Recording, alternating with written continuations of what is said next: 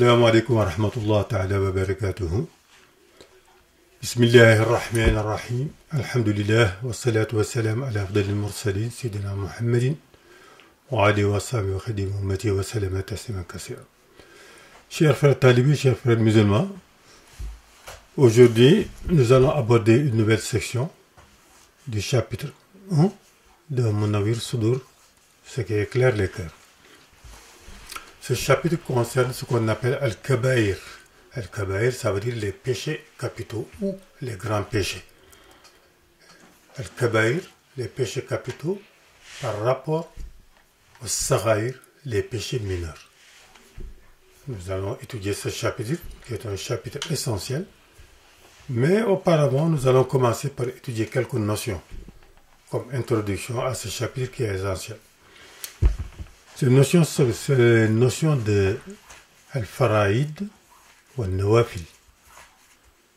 Al-Faraïd, ça veut dire les actes obligatoires. Les actes obligatoires, tels que la prière, le jeûne du mois de Ramadan, sont des actes obligatoires. Et les Nawafil, c'est-à-dire les actes volontaires traditionnels, qui relèvent de la sunna du prophète Muhammad, qui ne sont pas des actes obligatoires, mais des actes que le prophète avait l'habitude de faire et que nous, par imitation, nous sommes portés à faire. Les faraïd, ça veut dire les actes obligatoires, tels que la prière, les 5 prières quotidiennes. On les appelle Ra'sul Mal. Ra'sul Mal. Ra'sul Mal, ça veut dire que le capital. Le capital. C'est comme quelqu'un qui veut faire du tijar, ça veut dire quelqu'un qui fait du commerce, ou bien qui va investir dans un domaine bien déterminé, industriel ou commercial. Il a un capital qu'il investit. Et il espère, par ce capital, après exercice, avoir un bénéfice. Avoir un bénéfice. Donc le capital investi, on l'appelle le Ra'sul Mal. Alors, pour l'imam Abi Hamid al-Ghazali, al-Mujaddid, comme je vous l'ai dit, qui est une référence privilégiée de Cheikh Ahmad Bamba Khadim Rassoul, il nous dit que les faraïd, les actes obligatoires, tels que la prière, comme tels que le Sawm, le jeûne du mois de Ramadan, constituent, dans le commerce que le croyant fait avec Allah subhanahu wa ta'ala, le Seigneur, constitue ce qu'on appelle le capital à investir. Ça conduit vers quoi? Ça conduit vers ce qu'on appelle un najat, la félicité dans ce monde et dans l'autre. Tandis que nawafil, ça veut dire les actes volontaires, que l'on fait volontairement, qui sont des actes liés, qui reposent sur la sunna du prophète Muhammad sallallahu alayhi wa sallam, ça veut dire les actes traditionnels. Tels que par exemple, jeûner le jeudi ou le vendredi de chaque mois en dehors du mois de Ramadan, ou bien faire des prières nocturnes la nuit qu'on appelle Salat Tahajjud. Salat Tahajjud, c'est la prière que l'on fait au beau milieu de la nuit quand tout le monde s'endort. Tu te lèves tranquillement, tu fais tes ablutions, tu te brosses les dents, tu fais tes ablutions et discrètement tu fais au minimum 12 rakas. Que faisait le prophète alayhi salatu wa salam, ce qu'on appelle Salat Tahajjud. Ça se fait au beau milieu de la nuit ou dans le dernier tiers de la nuit. Ça, ce qu'on appelle des nawafil. Ce ne sont pas des actes obligatoires, mais c'est des actes volontaires que l'on fait pour augmenter ses grades en Dieu. Parce que vous savez que ces nawafil mènent vers le bien. Or, les ulama, les grands ulama ont dit que les portes qui mènent vers le bien se résument en 3 choses. En 3 choses. As-salat, as-sawm, as-sadaqa. As-salat, c'est la prière. La prière en général. Les 5 prières, les prières volontaires, ou traditionnelles, ou sunnites. Ensuite, as-sawm, les jeûnes du mois de Ramadan, et les jeûnes volontaires que l'on fait en dehors du mois de Ramadan. Comme par exemple, jeûner 3 jours chaque mois, jeûner les nuits, certains jours du mois lunaire, tels que le 12, 13e, 14e, 15e jour par exemple, ou bien jeûner les jeudis et les vendredis, et les lundis, comme le faisait le prophète alayhi salatu wa salam. Ça, ce sont des actes volontaires des nawafil. Ou bien la sadaqa, ça veut dire sacrifice, donner de son bien aux nécessiteux. Par exemple, comme on appelle ça encore, c'est sadaqa qui est essentiel, que l'on sort, la dîme que l'on sort chaque année pour les gens qui ont fait de l'épargne et qui ont atteint un certain niveau d'épargne, qu'on appelle un nisab, mais ça c'est un autre problème, et qui sort ces sadaqa-là. Sadaqa c'est un sacrifice, c'est quelque chose que vous donnez à un nécessité. Il dit que voilà les trois portes qui mènent au bien, le bien, al khayr. Le contraire, l'abandon de la prière, l'abandon de la sadaqa, l'abandon du jeûne, conduisent vers le contraire, ça veut dire vers le mal, dans ce monde-là. Alors donc, les faraïd, si vous allez dans un hadith du prophète, les actes obligatoires, il dit que ma taqarraba ila al-mutaqarribun bi misli ada'i maftaratu alayhim. Dans un hadith qu'on appelle hadith Qudsi. Hadith Qudsi, c'est le hadith qui n'est pas le Coran, mais c'est Allah subhanahu wa ta'ala qui s'adresse directement au prophète alayhi salatu wa salam. Mais c'est différent du Coran. On appelle hadith al-Quds. Dans un hadith du Quds, il est rapporté par le prophète alayhi salatu wa salam qu'Allah, Dieu subhanahu wa ta'ala a dit que le abd, le serviteur d'Allah, s'approche mieux d'Allah que par les actes obligatoires. Donc la prière, le jeûne du mois de Ramadan, le pèlerinage à la Mecque, la zakat, etc. Ce n'est pas ces actes qu'on s'approche d'Allah, subhanahu wa ta'ala. Ce sont des actes obligatoires. Mais c'est par les nawafil, les actes volontaires, que l'on s'approche de plus en plus vers Allah, subhanahu wa ta'ala. C'est par les actes volontaires que l'on fait, par exemple, en jeûne en certains jours, en dehors du mois de Ramadan, en priant la nuit, en donnant beaucoup de sadaqa, en rendant visite aux malades, ainsi de suite, que l'on s'approche de plus en plus davantage d'Allah jusqu'au jour où l'on devient un ami d'Allah subhanahu wa ta'ala, un wali. Donc il dit que c'est par les nawafil que l'on obtient ce qu'on appelle un ribh. Un ribh, ça veut dire que le bénéfice.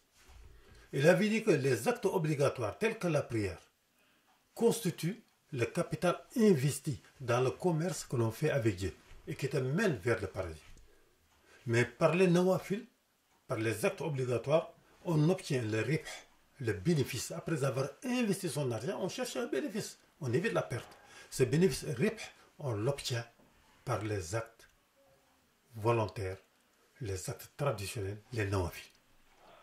Il dit bihil fawz bi darajat. C'est par les nawafil que l'on atteint les degrés les plus élevés auprès d'Allah, que l'on peut atteindre même le degré de wilaya. Donc voilà pour ce qui est ce qu'on appelle al-fara'id ou al-nawafil. Et maintenant, ce qu'on appelle al-nawahi. Al-nawahi, ça veut dire les interdictions ou les prohibitions, ce que Dieu nous a interdit de faire. Les interdictions mènent, contrairement aux actes traditionnels et aux actes obligatoires bien accomplis, les interdictions, quand on les commet, ça amène l'individu vers deux choses. Al-khusran, la perte dans ce monde et dans l'autre, donc pas de ribh, pas de bénéfice, ou al-khaft, tomber en dégénérescence spirituelle, ou al-suqt, et entraîne la colère d'Allah subhanahu wa ta'ala et le blâme dans ce monde et dans l'autre. On avait dit donc que la religion avait deux volets, obéir, l'obéissance ou la désobéissance. La désobéissance, c'est le fait de commettre ce qu'on appelle les péchés, les grands péchés, al-kabaïr. On va les étudier. On va essayer de connaître leur nombre à travers Munawwir Sudur. En quoi portent ces kabaïr? Vous savez que l'être humain est composé comme ça. Il y a le corps en entier, il y a les 7 membres qu'on appelle les 7 membres, ce qu'on appelle al-jawarih. Si vous allez dans Bidayatul Hidayah, le début de la direction, qui est l'œuvre de base et d'inspiration de Serigne Touba pour écrire Munawwir Sudur, l'imam Ghazali, Abu Hamid al-Ghazali, nous apprend que l'être humain a 7 membres. Ces 7 membres, c'est ce qu'on appelle al-ayn, les yeux, ou al-uzd, les oreilles, واللسان, la langue, والبطن, le ventre, والفجر, les appareils génitaux, واليد, les deux mains, والرجل et les deux pieds. Voilà les membres du corps de l'être humain. Et il nous dit que ces membres-là correspondent aux 7 portes de l'enfer. Que Dieu nous protège de l'enfer. L'enfer a 7 portes. Chaque porte correspond à un membre du corps humain. Ça veut dire que si vous commettez des actes prohibés par Dieu, par ses membres, et si vous ne vous repentissez pas de ces actes jusqu'à ce que la mort vous surprenne, vous risquez d'aller en enfer si Dieu ne vous pardonne pas. Et si vous allez en enfer, vous passez par la porte qui correspond justement à ce membre. Donc chaque membre correspond à une porte de l'enfer. Et à chaque membre, on peut commettre un grand péché kabaïr. Et ces grands péchés-là, si vous ne vous repentissez pas de ces grands péchés, jusqu'à ce que la mort vous surprenne, vous allez en enfer. Et en allant en enfer, vous passez par la porte qui correspond à ce membre. Par exemple, quelqu'un qui commet des péchés par la main, par exemple par le vol ou par le meurtre, et qui continue à voler ou à commettre des meurtres jusqu'à ce que la mort le surprenne, sans se repentir, il ira en enfer. Et il passera par la porte qui correspond justement à ce péché-là, qui reste lié à ses deux mains. Si l'individu commet des péchés par ses organes génitaux, qu'on appelle vulgairement les organes sexuels, mâles ou féminins, jusqu'à la mort sans se repentir, mais il ira en enfer, en passant par la porte qui correspond, par la porte de l'enfer qui correspond justement à ces appareils génitaux-là, à ce membre du corps. À chaque membre du corps, il y a des péchés capitaux qui sont liés à ces corps. Ces péchés sont énormes. C'est pourquoi l'imam Ghazali nous dit que les 7 membres du corps que je viens de citer là, à savoir les yeux, les oreilles, la langue, le ventre, les appareils génitaux, la main, les pieds, ces 7 membres-là constituent ce qu'on appelle un ni'ma, une grâce divine, ou un et un dépôt divin. C'est à la fois une grâce pour toi, mais un dépôt qui est devant toi. C'est un dépôt, une responsabilité que Dieu t'a confiée. Si vous allez dans le Coran, dans un verset du Coran, Allah subhanahu wa ta'ala nous dit que le dépôt a été proposé aux cieux, à la terre et aux montagnes. Et ils ont refusé de porter ces responsabilités. Et l'homme, dans son injustice et dans son ignorance, s'est proposé comme candidat pour supporter cette charge. Et arrivé sur terre, il doit faire face à ces responsabilités-là. Et demain, il devra répondre devant Dieu, Allah subhanahu wa ta'ala, devant ses responsabilités. Donc c'est un aman, c'est un dépôt. De 2 choses. Ou bien vous considérez que 7 membres sont effectivement des grâces et vous rendez grâce à Dieu, vous remerciez Allah subhanahu wa ta'ala de cela. Ou bien vous utilisez vos 7 membres pour commettre des péchés et à partir de ce moment-là, vous faites ce qu'on appelle al-ma'asiyah, un péché grave, ou al-khiyana et une trahison. Vous avez trahi l'engagement que vous avez pris devant Dieu. Et c'est extrêmement grave. Parce que le jour de la résurrection, l'imam Ghazali nous dit que les 7 membres du corps parleront à la place de l'homme. Comme le dit le Coran subhanahu wa ta'ala, Auzubillahi minash shaitanir rajim, Yawma tashhadu alayhim alsinatuhum wa aydihim wa arjuluhum bima kanu ya'malun. Le jour où vos mains, vos pieds témoigneront contre vous devant Allah subhanahu wa ta'ala. Ça veut dire que le jour de la résurrection, le jour de la résurrection, on ne te posera pas des questions pour que tu répondes par ta langue. Non, ta langue sera liée. Mais c'est tes membres qui répondront, qui parleront à ta place et tu ne pourras pas les empêcher de parler. C'est-à-dire que quelqu'un qui passe tout son temps à commettre la fornication avec ses, excusez-moi du terme, avec ses appareils génitaux, avec son sexe mâle ou féminin, ce jour-là, il sera devant Dieu. C'est son sexe qui s'exprimera devant Dieu, qui dira que tel jour, à telle heure, à tel endroit, j'ai commis telle fornication. Et tu ne pourras pas l'empêcher de parler. C'est pourquoi il dit, toujours, dans le Coran, Al-yawma nakhtimu ala afwahihim wa tukallimuna aydihim wa tashhadu arjuluhum bima kanu yaksibun. Ce jour-là, vos langues seront liées. Mais ce sont vos membres, les membres du corps, les 7 membres du corps, qui parleront à votre place et qui témoigneront contre vous. Et ne vous répondrez rien. Donc, c'est pourquoi le Cheikh Ahmed Bamba Khadim Rassoul a jugé bon de faire un chapitre spécial sur ce qu'on appelle les kabaïr, les grands péchés capitaux, qui sont des péchés extrêmement graves et qui sont au nombre de 20, mais qu'on étudiera un par un, au nombre de 20. Donc, il y a ce qu'on appelle une division du corps humain.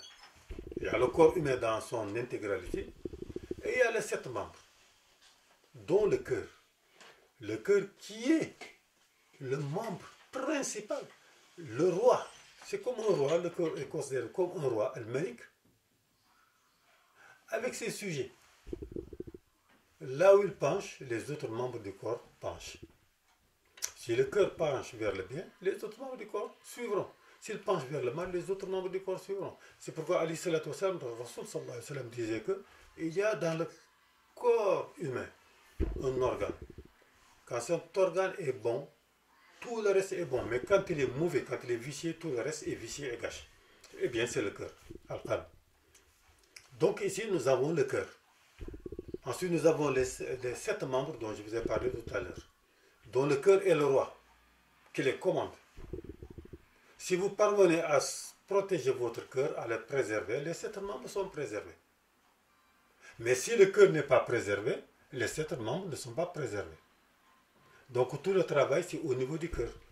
Donc il y a des péchés qui sont liés au cœur. Ce sont des péchés cachés, parmi les plus graves. Ensuite, nous avons les péchés qui restent liés aux 7 membres du corps que je viens de citer. Ce sont des péchés apparents, tels que le vol, le meurtre, avec la main. Et il y a d'autres péchés qui sont liés au corps entier. Al-Badan Jami, le corps entier. Al-Badan. Tout le corps. Les péchés qui sont liés au corps entier, je vais vous en citer un pour le moment, et on l'étudiera, tel que la prière par exemple. Celui qui refuse de faire la prière, ou qui abandonne la prière, a commis un grand péché. Parmi les grands péchés, Minal Kabaïr, a dit Cheikh Ahmed Bamba dans mon Nawir Soudour. Il dit que l'abandon de la prière constitue un grand péché parmi les grands péchés. Ghamul Kabir, Minal Kabaïr. Et qui entraîne non pas un membre du corps, mais le corps entier en enfer, waliyazubillah. Le corps entier en enfer, waliyazubillah. Si l'individu ne se repent pas de ce péché-là. Donc, pour vous dire la gravité de l'acte d'abandon de la prière. Mais ça, nous le verrons plus tard. Mais il y en a d'autres. Ils sont au nombre de 4 qui sont liés au corps. Donc, ce qu'il faut retenir, c'est que c'est la répartition des péchés, des grands péchés. Des grands péchés. Donc, quel est le devoir du mouride salik? Le mouride salik, c'est-à-dire l'aspirant qui est engagé dans la voie d'Allah, subhanahu wa ta'ala. Être engagé dans la voie d'Allah, c'est quelqu'un qui a un himma, qui aspire par le biais de ce himma à accéder à Allah, subhanahu wa ta'ala. Le mot himma, c'est une toile, l'utilise souvent. C'est quoi? C'est quoi himma? C'est quelqu'un qui se présente devant le cheikh et qui précèdement avec lui un serment de fidélité et qui veut marcher dans la voie d'Allah avec le cheikh en respectant ses ordres et en évitant ses interdictions. Son but c'est quoi? Rida Rahman, c'est un but très élevé, avoir la satisfaction d'Allah dans ce monde et dans l'autre. Et pour cela, l'individu qui se présente, il n'est pas parfait. L'individu n'est pas parfait. Il n'est pas parfait. Donc, il a des insuffisances et des imperfections. Le cheikh, quand il est un cheikh kamil, un cheikh tarbiya kamil, Allah subhanahu wa ta'ala lui montre les imperfections de ce mourid et il corrige ces imperfections. Il le guérit de tous ces maux qui l'empêchent d'aller vers Allah subhanahu wa ta'ala. Quand il sera complètement guéri de ses imperfections, il pourra faire son ascension vers Allah et atteindre son himma, son objectif. C'est ça. Donc, c'est ça l'objectif du mourid. Or, ce mourid-là, donc, a un dilemme devant lui. Ce dilemme, c'est quoi? D'abord, hifz jami abadan, c'est protéger son corps en entier, minal ma'asi, des interdictions d'Allah. Faire que son corps ne soit pas entraîné vers les interdictions d'Allah. Je vous ai dit tout à l'heure qu'il y a des péchés graves qui sont liés au corps entier, tels que l'abandon de la prière. Ça entraîne tout le corps vers l'enfer, waliyazubillah, si Dieu ne pardonne pas, waliyazubillah. Donc, hifz jamil badan, premier devoir du mourid aspirant, c'est de protéger tout son corps comme étant un dépôt divin. Ensuite, ensuite protéger les 7 membres du corps que je viens de vous citer. Protéger son corps en entier pour ne pas tomber dans les péchés qui entraînent le corps en entier vers l'enfer, et protéger ces 7 membres pour ne pas tomber dans un péché ou des péchés qui entraînent tel membre vers l'enfer. Vous savez, dans les écrits des anciens, ils ont dit que on a demandé, à Nabiullah, messager d'Allah, Isa ibn Maryam, Jésus fils de Marie al-Masih, pourquoi on coupe la main des voleurs? La main des voleurs. On commet ce péché grave par la main. Il aurait répondu, reste à vérifier, Allah Ta'ala alam, il aurait répondu, il vaut mieux avoir un membre du corps amputé, donc coupé, que d'avoir tout le corps jeté en enfer. Ça veut dire que si vous commettez un péché grave par la main, par exemple le vol, il vaut mieux qu'on te coupe la main que d'avoir tout le corps jeté en enfer. Parce que si on te coupe la main et si tu te repentis, tu es sauvé pour demain, de l'enfer. Mais si tu ne te repentis pas, et si tu échappes à la justice des hommes, des détenteurs de l'autorité, qu'on te coupe à la main à ce monde, dans l'autre monde, ta main sera coupée, tu seras jeté en enfer. Si tu échappes à l'autorité des judiciaires dans ce monde, à l'autorité judiciaire dans ce monde, dans un pays où il y a la loi islamique, si tu refuses de prier, si on t'accorde un délai jusqu'à la fin de ce délai sans que tu pries, on risque de t'exécuter. Mais si on ne le fait pas, si tu meurs dans ces conditions, le corps entier sera jeté en enfer. Et dans un enfer terrible qu'on appelle Saqar, pour les gens qui ont abandonné la prière. Que Dieu nous en préserve. Donc aujourd'hui, grosso modo, il fallait faire, comment dirais-je, une distinction nette entre ces notions de faraïd, les actes obligatoires, notion de nawafil, les actes volontaires traditionnels, les grands péchés par rapport aux petits péchés, et qui sont en nombre grand, et les divisions des grands péchés par rapport au corps de l'être humain, le corps en entier et les différents membres, et les péchés qui sont liés au cœur. Donc la prochaine fois, Inch'Allah, nous allons aborder cette étude, puisque cette introduction nous servira d'éclairage à ce qui va suivre, nous allons étudier les différents péchés qu'on appelle les péchés grandioses, les grands péchés, al-kaba'ir, qui conduisent forcément en enfer si on ne se repentit pas de ces péchés. Inch'Allah, nous allons les étudier, puisque nous avions déjà étudié la tawba, le repentir, et les différents degrés du repentir, et comment se repentir de ces péchés.